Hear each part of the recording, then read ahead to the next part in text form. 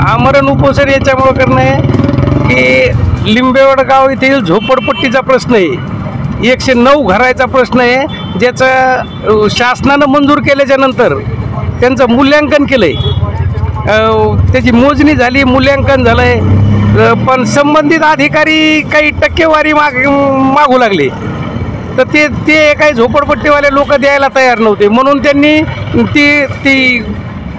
ती झोपडपट्टीच वगळली. ते म्हणे ही याच्यात जात नाही, संपादित क्षेत्रात येत नाही, म्हणून असे मग त्याच्या अगोदर मूल्यांकन झालं, त्याची मोजणी झाली, त्याच्या नोटीस आहेत प्रत्येकाजवळ,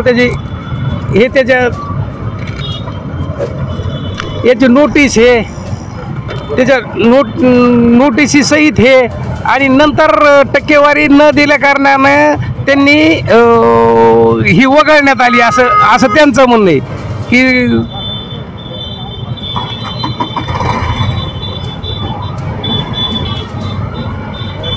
हा एक मुद्दा.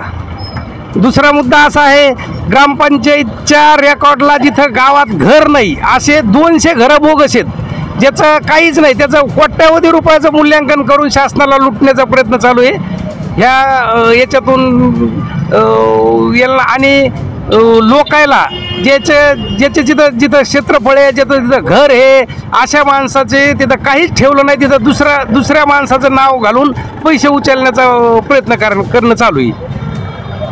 सह्या करावं लागत असतं, त्यांनी कोऱ्या फॉर्मवर सह्या घेतल्या, पूर्ण गावाचे अशा संमतीपत्रावर सह्या घेतल्या, कोरे संमतीपत्र.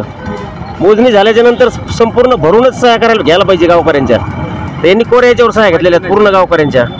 आणि दुसरा मुद्दा असा आहे की क्षेत्रफळ, ज्याचं घर समजा यांचं 40x30 आहे, तर यांचं 15x20च मांडण्यात आलंय, हे बाकीचं गेलंय कुठं? यांचे उत्तर या अधिकाऱ्यांनी द्यावं. बोगस नावावर हे असत ना, मग हे घेवाण देवाण म्हणजे यांची जागा गेली, समजा 15-20 फूट जागा गेली, तर ही घेवाण देवाण करूनच गेली असेल ना, ही कशी गेली?